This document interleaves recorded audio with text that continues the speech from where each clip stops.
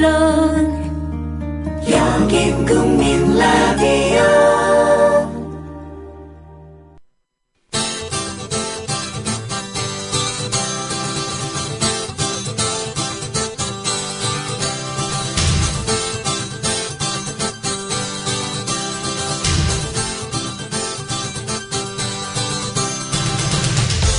투박하지만 정직하다.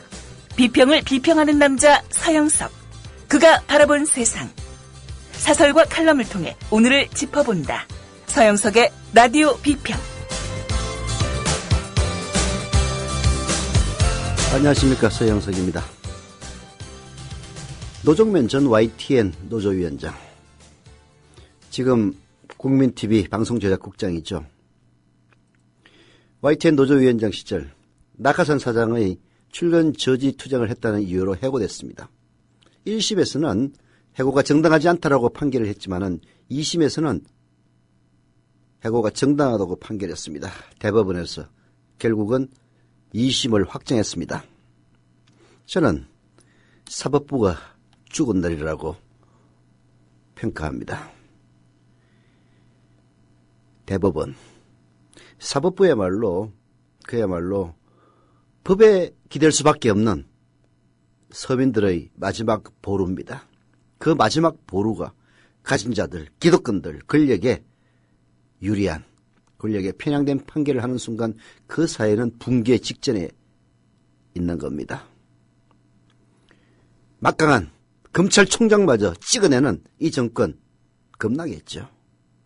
그러나 대법원이 그런 식의 판결을 내리면 내릴수록 이 정권의 종말과 그리고 기득권이 유지되는 이 사회의 종말이 가까워진다는 점을 알 리가 없습니다. 세상 바뀌지 않고 있는 것처럼 보이죠? 그렇지 않습니다. 여전히 노인들은 박근혜를 지지하고 여전히 자영업자들 새누리당을 지지하는 것처럼 보이죠? 그렇지 않습니다. 지금이야말로 가장 어두운 시기입니다. 가장 어두운 시기 바로 다음이 날이 밝아오는 겁니다. 희망을 잃지 말고 그리고 정정당당하게 나아갈 겁니다. 이 시대의 마지막 남은 공정언론의 보루로서 국민TV가 청취자 여러분들의 기대에 부응하기 위해서 노력하겠습니다. 라디오 비평 시작합니다. 함께하고 계신 방송은 정치평론가 서영석 미디어협동조합 이사장이 진행하는 라디오 비평입니다. 이웃나라 일본 연금제도는 어때?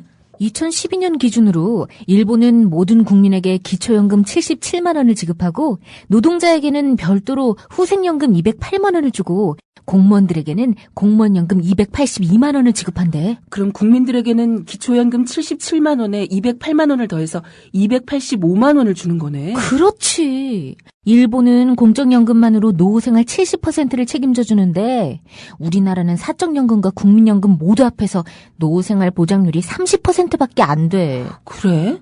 우리나라와 일본 차이가 많이 나네? 국민 여러분, OECD 국가 중 공적연금 수준이 가장 낮은 나라가 일본입니다. 공무원연금을 낮출 게 아니라 국민연금을 공무원연금 수준으로 높여야 합니다. 공적연금 강화, 국민 여러분과 함께 만들어가겠습니다. 전국 공무원 노동조합. 지상철 조합원 신청 광고입니다. 강화대교 앞에서 개념 부부가 만드는 개념 곰탕, 연지연 곰탕. 연지연이란 가마솥의 장작불로 온종일 구워내는 곰탕을 서로 나누어 이어지는 인연이란 뜻입니다. 연지연 곰탕이 민주주의를 열망하는 조합원 여러분과 국민의 건강을 책임지겠습니다. 곰탕 포장 판매는 한 팩 800g에 7,000원이며 7팩 이상은 무료 배송으로 드립니다. 연지연 곰탕은 강화대교 입구에 위치해 있습니다. 단체 주문 예약 및 포장 주문 전화번호는 010-7252-1114, 010-7252-1114, 031-989-9968. 조합원 단체 예약은 10% 할인해드립니다.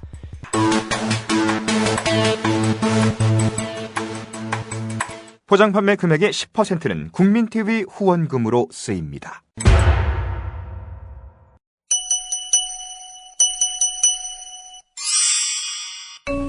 안녕하세요. 기생충 박사 서민입니다. 개미 몸속에 창형흡충이라는 기생충이 살고 있었습니다. 이 기생충은 소의 몸속으로 들어가야 어른이 돼서 자손을 번식시킬 수 있었지만 소가 개미를 먹지 않는 게 문제였습니다. 창형흡충은 방법을 찾았습니다. 개미 머릿속에 들어가 개미를 조종함으로써 개미로 하여금 소가 먹을 풀에 매달려 있게 만들었어요. 결국 창형흡충은 어른이 돼서 알을 낳을 수 있었습니다. 꿈을 가지고 있으면 그 꿈을 이루는 방법도 찾아내기 마련이라는 것을 창형흡충은 잘 보여줍니다. 국민TV 청취자 여러분, 당신이 꿈꾸는 세상은 어떤 것인가요? 참여연대가 그 꿈을 함께 실현해 나가겠습니다. 회원 가입은 전화 02-723-5300번으로 연락 주십시오. 시민의 힘으로 운영되는 참여연대는 정부의 지원금을 받지 않습니다. 네.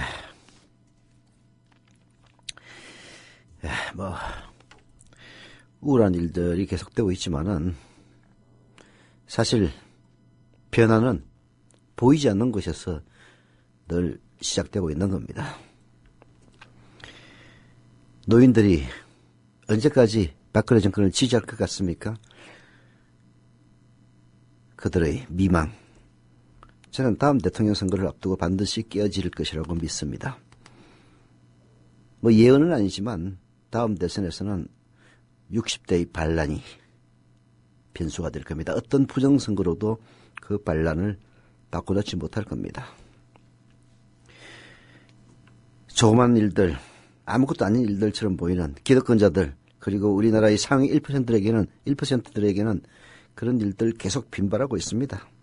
경비원들 목숨을 끊습니다. 그러자 아파트값 떨어진다고 경비원 전원을 해고하고 다른 용역업체와 계약을 맺는 이런 행동들이 결국은 사람을 바꿀 겁니다. 국회로 가보면은 국회가 내년도 예산 및 부수법안 심의 시한을 일주일도 남기지 않은 상황에서 지금 파행으로 치닫고 있습니다. 새정치민주 연합은 어제 누리과정, 즉 3살부터 5살까지 무상보육 지원, 그 누리과정 예산과 관련한 합의를 새누리당이 연급 번복했다며 의사일정 보이콧을 선언했습니다. 그러자 조선일보에서는 무상운운하더니 이젠 국회까지 보이콧을 하느냐라고 비웃고 있습니다. 또 국회의장이 지정한 세입예산안 부수법안에 담뱃값 인상 관련 지방세법 개정안이 포함된 것도 여당의 일방통행만큼 용납할 수 없다는 입장입니다. 세입예산안 부수법안은 국회 선진화법의 영향을 받지 않습니다. 그래서 세입예산안 부수법안에다가 담뱃값 인상 관련한 지방세법 개정안을 끼워 넣어놓은 겁니다. 사실 야당으로서는 좌시할 수 없는 일이죠. 그러나 새누리당은 이런 야당에게 타협할 노력은 전혀 하지 않고 할 테면 해보라는 식으로 시간 흐르기만 기다리고 있는 것 같습니다. 국회 선진화법에 따른 예산은 자동 단독 처리까지 염두에 둔 배짱이겠지만 자칫 큰 역풍을 초래할 악수가 될 가능성이 매우 높습니다. 앞으로 국회 일정이 모두 중단되는 파행이 빚어져도 내년도 예산안과 부수법안은 국회 선진화법에 따라서 심의 시한인 오는 30일을 넘기면 다음 달 1일, 즉 12월 1일 본회의에 자동 부의돼 여당의 단독 처리가 가능해집니다. 말하자면 여야 간의 쟁점 법안에 대해서 5분의 3 이상의 찬성이 있어야 되는 그런 말하자면 다수당에게 불리한 조항을 넣어놓은 대신에 예산 관련 법안, 또 예산에 따른 부수법안은 반드시 12월 1일에 처리되도록 만들어 놓은 겁니다. 그래서 새누리당은 국회 선진화법 틈만 하면 없애겠다고 날뛰는 그 새누리당이 바로 그 국회 선진화법에 의지해서 예산법안 야당 합의 안 해주면 12월 1일날 자동 국회의장 상정시켜가지고 단독 처리하면 되지, 이런 식으로 배째라 나오고 있는 겁니다. 날치기 안 해도 새누리당 혼자만으로 예산안 처리할 수 있습니다.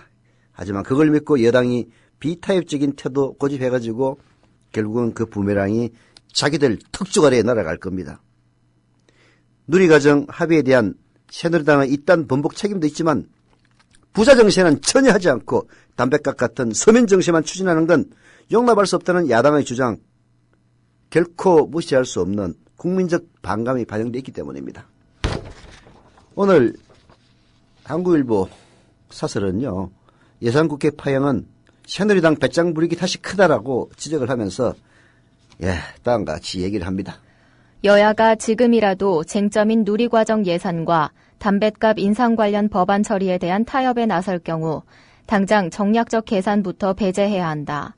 누리과정 예산은 상임위 차원에서 사실상 지원액을 확정해 예결위에 올리자는 야당의 주장이나 아예 지원액을 정하지 않고 예결위에 올리자는 여당의 주장 모두 무리가 있다. 국회 운영 원칙에 따르면 일단 상임위에선 지원액 규모를 정해서 올리는 게 맞고 예결위에선 전체 예산의 틀에서 상임위 지원액에 대한 조정이 이루어지는 게 당연하다. 그러니 여당은 상임위 차원의 지원액을 정하는 데 동의하고 야당은 예결위 차원의 액수 조정을 용납하는 걸 전제로 타협점이 마련돼야 한다. 이 복잡해가지고 청취자 여러분들 무슨 얘기인지 잘 모르겠는데요. 누리과정 예산에 대해서 새누리당이 계속 약속을 번복하면서 생긴 일에 대한 해법으로 한국일보가 제시하는 방안입니다. 이것도 보면요, 사실은 새누리당의 의장이 결국 여기까지 만들어 놓은 겁니다. 누리과정, 박근혜 대통령의 공약이고요. 누리과정 예산은 아예 예산이 없어가지고 예산을 올리지 못하든가 아니면은 국가 예산에서 누리과정 예산 책정을 해야 됩니다.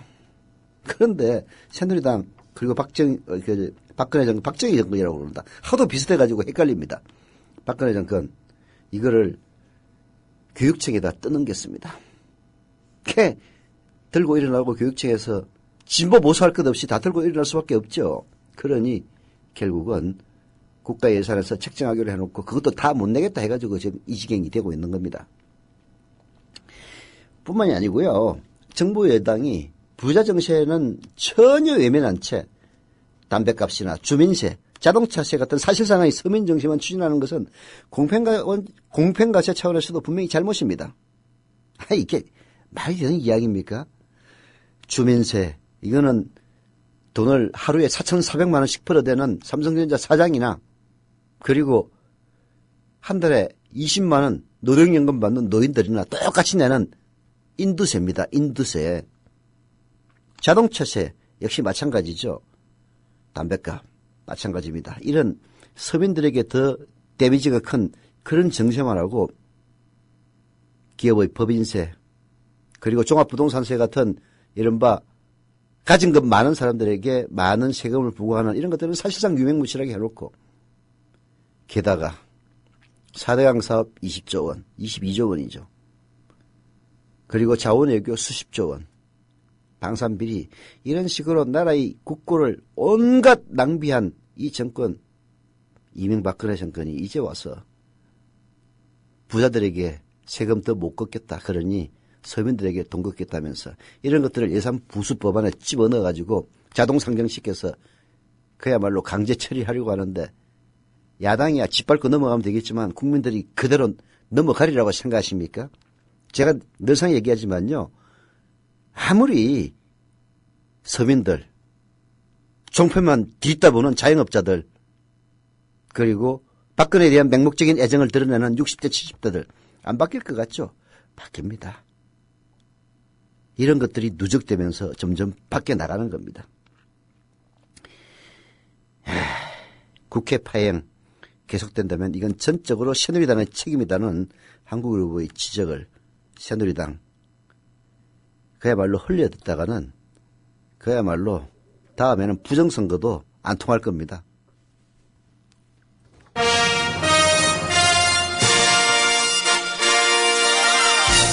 전국 민주노동조합 총연맹 임원선거 후보자 제2차 방송토론회. 미디어 협동조합 국민TV는 민주노총 임원선거 후보자 2차 방송토론회를 오는 11월 29일 토요일 저녁 8시 생방송으로 보내드립니다. 뉴스K 앵커인 노종면 방송제작국장의 사회로 기호 1번 위원장 후보 정영걸입니다. 기호 2번 한상균입니다. 기호 3번 허영구입니다. 기호 4번 전재환입니다. 이 4명의 후보가 열띤 토론을 벌입니다. 11월 29일 토요일 저녁 8시 국민TV 시청 잊지 마세요. 아울러 민주노총은 오는 12월 3일부터 9일까지 60만 전 조합원의 직선 투표를 실시합니다. 이 땅의 모든 노동자 여러분의 많은 성원 바랍니다.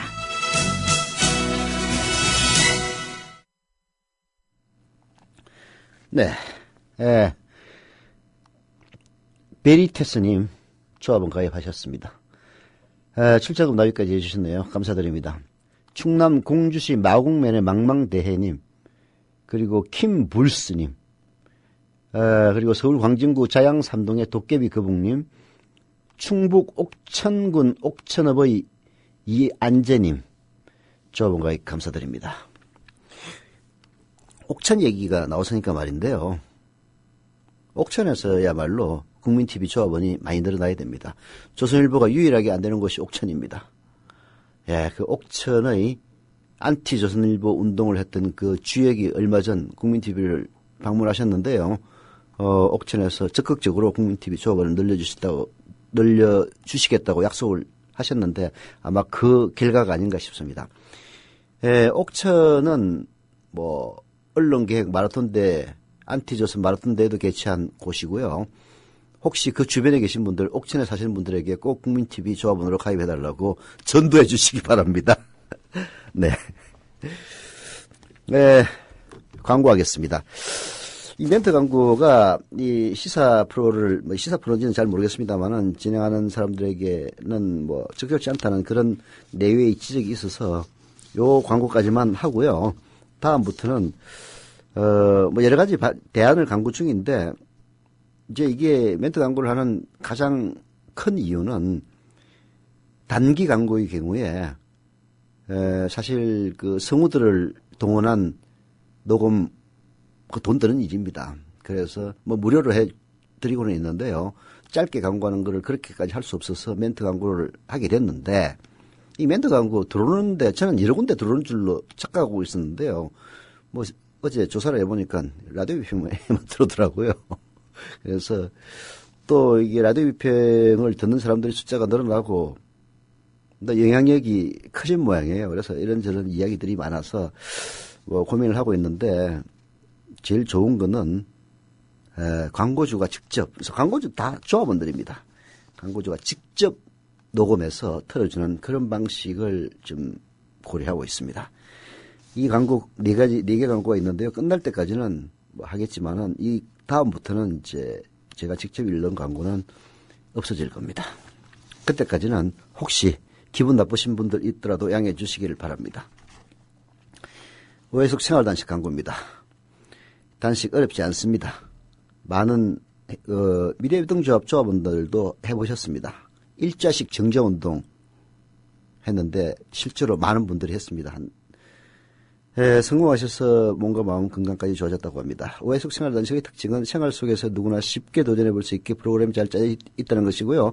일상생활에 지장이 없어서 누구나 참여 가능합니다. 문의 전화는 010-2013-8575, 2013-8575이고요. 네이버나 다음에 오해숙 생활단식으로 검색하시면 됩니다. 광고였습니다. 하나 더 있습니다. 광고입니다. 이현곤 조합원의 탐나 오렌지를 소개합니다. 하우스 감귤 농사 경력 10년 차의 노총각 농사꾼 3명이더라고요. 정성껏 재배한 감귤을 직접 판매합니다. 하우스 안에서 재배하여 당도가 13브릭스 이상 나오기 때문에 프리미엄 브랜드 블루초로 판매되는 감귤입니다. 향이 좋고 과즙이 풍부한 신품종 감귤 레드향, 황금향도 있고요. 홈페이지는 탐나오렌지.com, 네이버 다음에서 탐나오렌지를 검색하시면 됩니다. 모바일에서도 주문 가능하고요. 연락처는 010-2827-3917, 010-2827-3917 전화나 문자를 주시면 됩니다. 광고였습니다.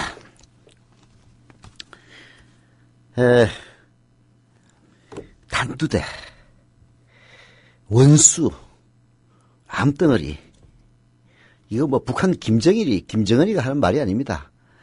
우리의 영명하신 지도자 박근혜 각하께서 하시는 얘기입니다. 날이 갈수록 그 은사가 살벌해지고 있습니다. 저는 이런 식의 살벌한 은사는 북한에서만 쓰는 줄 알았어요. 그런데 김정일과 악수하고 짝짝꿍 했던 그런 이력 때문인지 남북한을 통틀어서 독재자의 후손이어서 공통점이 있어서 그런지 점점 사용하는 언어도 닮아가고 있습니다. 오늘 한겨레신문 아무 규제나 단두대에 보내려는가라는 사설을 읽어보니까 이렇게 시작이 되더라고요.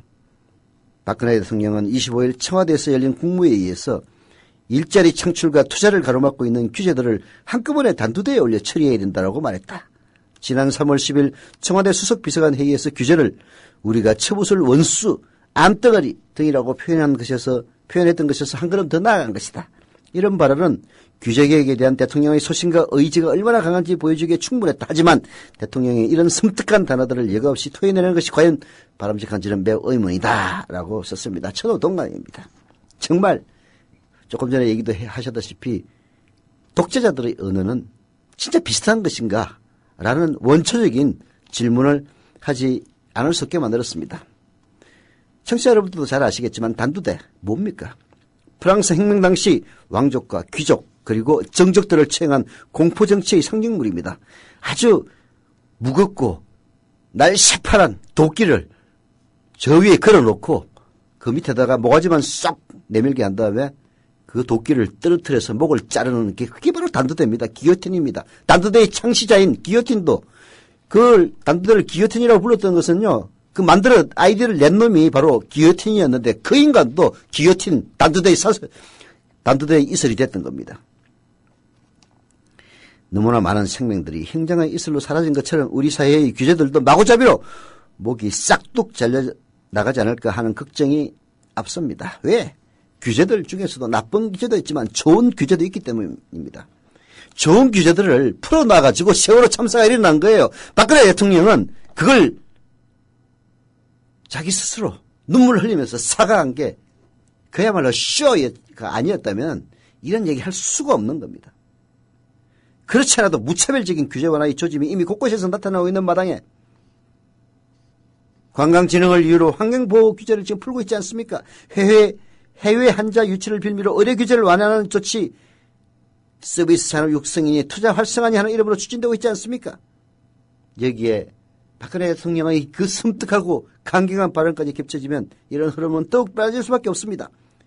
노동계에서는 기존의 정리해고 요건을 단도대로 보내려는 것 아니냐라는 그런 반응 나오는 것도 무리는 아닙니다. 한겨레 신문의 사설입니다. 박 대통령이 구사하는 언어의 섬뜩함은 그 자체로도 많은 문제를 안고 있다. 박 대통령은 예전에는 건조하지만 그래도 정제된 언어를 구사했지만 언제부터인가 섬뜩하고 살벌한 느낌을 주는 단어들을 즐겨 사용하고 있다. 가뜩이나 대통령의 소통 부재가 문제가 되고 있는 상황에서 이런 언어들은 그 자체로 사회를 경직시킨다. 자극적인 단어의 남발은 국가 최고 지도자가 초조함과 강박증에 사로잡혀 있음을 보여주는 한 단면이기도 하다. 그렇습니다. 초조함과 강박증에 박근혜 대통령이 사로잡혀 있다는 그 반증이야말로 그런 섬뜩한 단어들의 나열, 암덩어리, 원수, 단두대 이런 식의 섬뜩한 단어들을 남발하는 것이 아닌가 하는 생각이 듭니다. 왜 그렇겠습니까? 스스로 초조함과 강박증에 사로잡혀 있기 때문입니다. 지금 국민들이 박근혜 대통령에게 바라는 것은 그리고 박근혜 대통령 스스로에게도 필요한 것은 살벌한 언어가 아닙니다. 따뜻한 온기와 촉촉한 감정이 묻어나는 언어들입니다. 그래서 고단한 삶에 지친 국민들을 다독이고 위로하는 그런 말이 더 많아져야 합니다. 하지만 세월호 사건에서도 나타났지만 박근혜 대통령 진정성이 담긴 따뜻한 말 한마디에는 인색하기 짝이 없습니다. 저는 공감, 소통, 불능증에 걸린 게 아닌가 하는 생각마저 듭니다. 압구정동 신현대 아파트 사람들 욕할 거 하나도 없어요. 아파트 값 떨어진다고.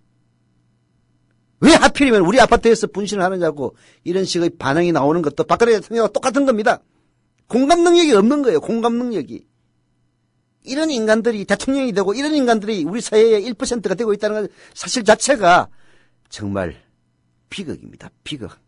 더 비극인 것은 그 아래에서 신음하는 사람들이 스스로 자발적으로 그런 사람들을 찍어주고 그런 사람들의 발밑으로 기어 들어가려는 그런 노예 근성입니다. 바뀔 겁니다. 바뀌고 있습니다.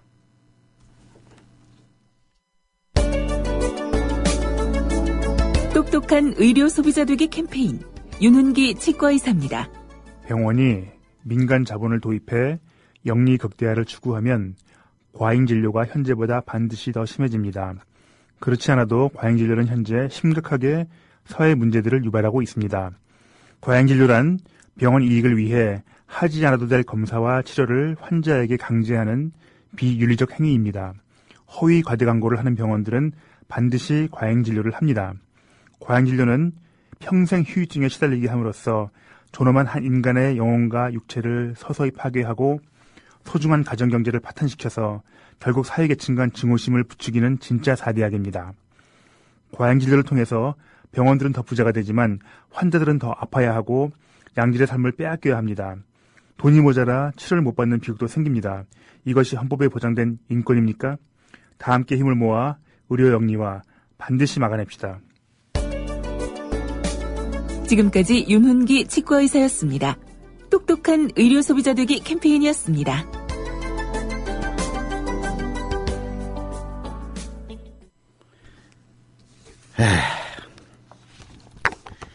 우리 사회 보면은 참 팍팍하기만 합니다.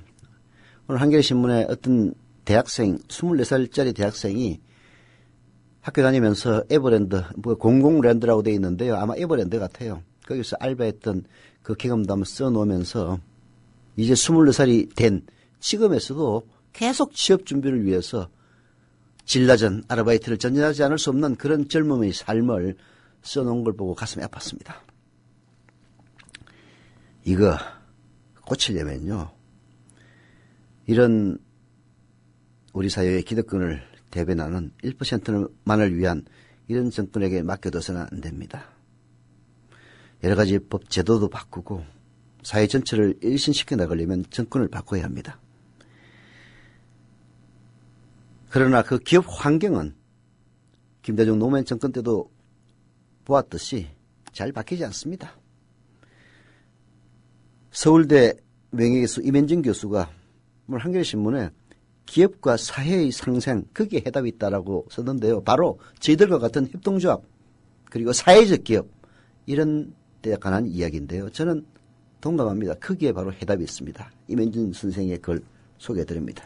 오늘의 신자유주의 세계화는 시장 기제의 확대와 국가 역할의 축소로 대체로 소득의 양극화, 실업 문제, 저성장에 따른 재정 부족 등을 야기하고 있다. 이를 극복하기 위해 등장한 것이 사회적 경제라면 그 중심에 사회적 기업이 자리 잡고 있다.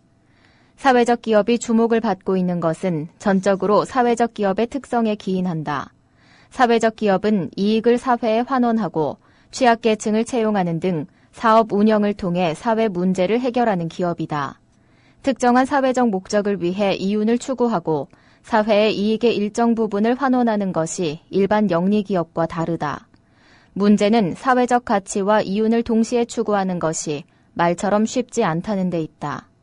2012년 기준 고용노동부 인증 사회적 기업 중 16.7%만이 영업이익 흑자를 기록했다.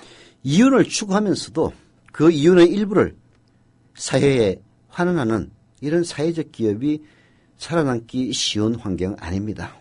살아남기 쉬운 환경이었다면 모든 기업들이 다 사회적 기업이 됐겠죠. 오로지 이윤만을 추구하고 이윤을 위해서는 그야말로 썩은 음식을 바로 자기들의 자녀와도 다름없는 어린 학생에게 퍼먹일 수 있는 그런 양심불량의 기업들이 돈을 버는, 그게 바로 무한 경쟁의 자본주의 폐해입니다. 그 반성으로 일어난 사회적 기업이 흑자를 내기가 어렵다는 것은 너무나도 당연한 거죠. 그럼에도 불구하고 많은 전문가들은 사회적 기업의 창출을 통해서 기업과 사회의 상생이 가능하다고 보고 있습니다. 왜 그렇습니까? 이런 식으로 자본주의가 이윤만을 추구하다 해보면은 결국은 사회에 유리되고 그러면은 그 기업의 존립 기반 자체가 무너지는 겁니다. 이런 기업과 사회의 상생을 성공시키기 위해서는 우리 모두의 공동노력이 필요하다고 임현진 교수는 지적을 합니다. 현실이 너무나 복잡하기 때문입니다. 소규모 협동조합, 마을기업, 그리고 사회적 기업이라도 그 구성원들이 사회적 가치를 어떻게 구성하고 어떻게 공유하고 어떻게 발전시키고 있는가는 매우 중요합니다. 자신의 능력, 시간, 자원까지 사회문제 해결에 투여하고자 하는 사람, 즉 사회적 가치를 먹고 사는 사람들을 어떻게 늘려야 하는가 먼저 생각해야 합니다. 미래협동조합 국민TV 지금은 공정한 언론을 위해서 만들어졌고요. 그리고 지금은 생존에 사실 조금 허덕이고 있습니다. 내년 6월까지는 허덕일 수밖에 없는 그런 구조적 한계를 안고 있습니다. 그러나 내년 6월을 지나서 어느 정도 경영이 안정되면은 바로 미래협동조합이 추구해야 될 방향이 바로 사회적 기업이라고 저는 생각을 합니다. 사회적 기업의 힘은 그 조직을 이루는 사람들에게서 나옵니다. 누구의 지도와 감독에 의해서 사회적 기업이 운영되기보다는 기업에 참여하는 사람들이 사회적 기업가로 스스로 설 수 있어야 합니다. 사회적 기업가는 길러지는 겁니다. 시민사회가 그 토양입니다. 사회적 기업가는 참여와 연대와 협동과 그리고 느림과 기다림 등을 체득하는 것이 매우 중요하다라고 이면정 교수 지적을 합니다. 이런 점에서 최근 최태원 SK그룹 회장이 펴낸 책 새로운 모색, 사회적 기업에서 제안한 방식은 시사점이 크다. 그는 쥐를 잡기에는 사자나 개보다 고양이가 더 적격이라고 비유하면서 사회적 기업의 사회적 가치를 평가해 적절한 인센티브를 제공하는 방안을 도입할 것을 제안하고 있다. 사회적 기업 생태계를 활성화하기 위해서는 사회적 가치 실현에 대한 경제적 동기부여와 이에 대한 사회적 공감대가 매우 중요하다 하겠다. SK 최태원 회장은 깜빵에서 나오기 위해서인가요? 그래서 이런 책을 썼는지 모르겠는데요. 그 책에서 나온 방식은 받아들일 만합니다. 쥐를 잡는 데는 사자보다는 고양이가 더 낫습니다. 사회 문제를 잡는 데는 대기업보다 오히려 사회적 기업이 더 적격입니다. 지난 8년을 되돌아보면 대한경제 모델로 주목받고 있는 사회적 기업, 협동조합, 마을기업 등이 각 지역에 맞는 독특한 색깔을 내기보다는 오히려 행정의 일을 대행하는 무색무취의 서비스 기관 또는 경쟁력 없는 기업으로 전락한 바가 있습니다. 이거는 제대로 된 토양이 없었기 때문입니다. 지난 8년이 어떤 8년입니까? 노무현 정권 말기 그리고 이명박근혜 7년이 바로 지난 8년입니다. 사실상 사회적 기업의 일부는 준정부 조직으로 가능하게 됐고 나머지 일부는 성장 기반을 구축하기에 앞서 섣불리 시장 경쟁에 노출되면서 영리기업과 경쟁해야 하는 상황으로 내몰린 바 있습니다. 그러니 잘 될 리가 없는 거죠. 그러나 지금의 민간 기업이 나선다면 이 문제 해결할 수 있습니다. 그래서 최태원 회장, SK 최태원 회장이 얘기했다시피 사회적 기업에 대한 단순한 후원이나 사업 파트너를 넘어서서 사회 책임 투자로서의 사회적 기업을 적극 활용해야 한다는 이야기입니다. 사실 마포 성미산 마을 공동체입니다. 그리고 각지에 산재되어 있는 협동조합 그리고 얼마 안 되는 사회적 기업 사이의 유기적 연결 매우 중요합니다. 그래서 사회적 기업이 우리 사회의 이 모순을 해결하고 그리고 소수에게 모든 것이 집중되어 있으며 사회의 정의마저 소수에 의해서 쥐락펴락하는 이 현실을 개선하기를 간절하게 기원을 합니다. 미디어 협동조합 국민TV 뉴스K 앵커 노종면입니다. 정치 권력, 재벌, 특정 지배주주로부터 오염되지 않는 언론, 국민TV가 그 실험을 해나가고 있습니다. 이런 언론이 지속 가능하다면 다른 여러 언론도 따라올 것입니다. 닻을 올린 국민TV, 순항하도록 힘을 실어주십시오.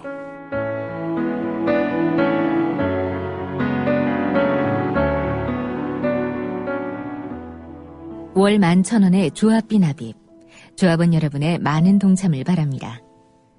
자동납부는 미디어 협동조합 홈페이지 국민.tv 또는 서울전화 3144-0933, 서울전화 3144-7737로 신청하실 수 있습니다. 여러분에게 언론 혁명으로, 그래서 자부심으로 보답하겠습니다. 네, 기어티는 자기가 만든 단두대에 모가지가 날아가지 않았다는 그런 얘기가 맞다는 지적이 게시판에 있었는데요. 제가 확인해서 내일 정정하겠습니다. 틀렸다면.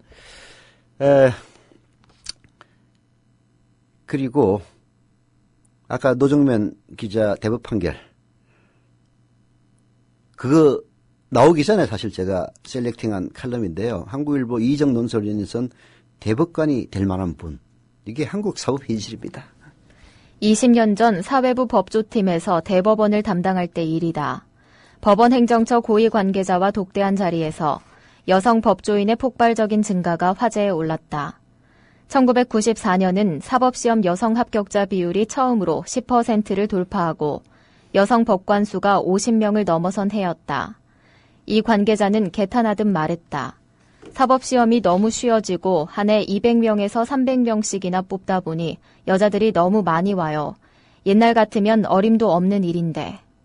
당시 전 언론사 법조팀을 통틀어 유일했던 여기자 앞에서 이런 얘기를 거리낌 없이 내뱉는 무신경보다 더 불편했던 건 말머리마다 접두사 마냥 붙던 우리가 보기엔 우리 같은 사람은 이란 표현이었다. 우리란 경기고 서울대 법대 출신 법관 패밀리를 뜻했다. 몇 해 뒤 그는 예상대로 대법관에 올랐고 퇴임 후 역시 예상대로 대형 로펌으로 직행해 전관 변호사가 됐다. 이런 인간들이 대한민국의 사법부의 최고 직위를 대물림하면서 거의 세세받다시피 해왔던 겁니다. 이런 대법원이 제대로 된 판결을 내리겠습니까? 쌍차 해고자의 그 아픔을 알겠습니까? 그리고 언론의 공정성이 얼마나 중요한지 알겠습니까? 강산이 2번 바뀌는 동안 법조계의 풍경도 많이 달라졌다라고 이정돈 설련을 해고합니다. 40%를 넘나드는 사시 여성 합격자, 30%에 육박한 여성 판사 비율 따위는 더 이상 뉴스거리가 아닙니다. 사시 사법연수원 시스템을 대체할 이른바 로스쿨 법학전문대학원이 도입됐고, 그리고 제조와 제야의 벽을 허물고 전체 법조 경력자 가운데 판검사를 임용하는 법조 일원화도 전면 시행을 앞두고 있습니다. 국민 참여 재판도 점차 확대되고 있고 정관 예우의 폐해도 과거보다는 많이 줄었습니다. 그런데 사법부에 대한 국민의 신뢰가 여전히 낮고 바닥을 알 수 없게 추락하는 까닭이 도대체 뭐냐? 양성태 대법원장 최대 3년만을 놓고 보면 법원의 보수와 획일화가 주된 요인으로 꼽히고 있습니다. 사법 신뢰를 높이는 데는 재판의 결과 못지않게 중요한 것이 공정한 절차의 보장입니다. 그러려면 사회의 다양한 가치와 요구가 반영될 수 있도록 법원의 구성부터 다양화해야 합니다. 법조 일원화, 즉 제조전, 변호사든 판사든 검사든 법조를 일원화해서 전체 법조 경력자 가운데서 판검사를 임용하자는 법조 일원화의 취지도 바로 다양한 계층의 이해를 반영하겠다는 그런 뜻인 겁니다. 그러나 유독 대법관만은 지난 20년을 뚝 잘라 이어붙인 더 서울대 법대를 나온 법관 출신 50대 남성이 절대다수입니다. 성형외과 의사들 손을 거쳐서 그 얼굴인 성형미인을 가리키는 의란성 쌍둥이에 빗대서 엇비슷한 경험과 사고를 가진 대법관들을 법난성 쌍둥이라 불러도 과언이 아니다 라고 이정돈 설리는 지적합니다. 최근 사회적 관심이 쏠린 일련의 대법원 판결에 대해 개인의 권리 구제나 사회적 약자 보호보다는 국가의 권한을 확대하고 가진 자들의 이해를 대변했다는 비판이 나오는 것도 이와 무관치 않다. 이런 현실이 대법원의 절대적 영향 아래 놓인 하급 법원의 판결, 대법관을 꿈꾸는 대다수 판사들의 태도에 어떤 영향을 미칠지는 새삼 물을 필요도 없다. 최근 국회에서는요, 대법관 14명 중 절반의 7명은 판사 출신이 아닌 법조인으로 임명하자라는 이른바 법원 조직법 개정안이 발의됐습니다. 국회의원 절반에 가까운 146명이 발의자로 이름을 올렸는데요. 대부분은 불편해하는 기색이 역력합니다. 그러나 그렇게 해야 합니다. 법원의 문제점 한두 가지가 아닌데요. 저는 이정돈 설리는 다른 이야기도 뒤에 많이 붙였습니다만은 대법관의 구성을 다양하게 하지 않는 한 우리 사회의 다양한 이해를 반영할 수 없다는 점, 그리고 그것을 위해서는 어떤 처벌도 어떤 법도 감수해야 된다고 생각하는 바입니다. 라디오 비평 여기서 마칩니다.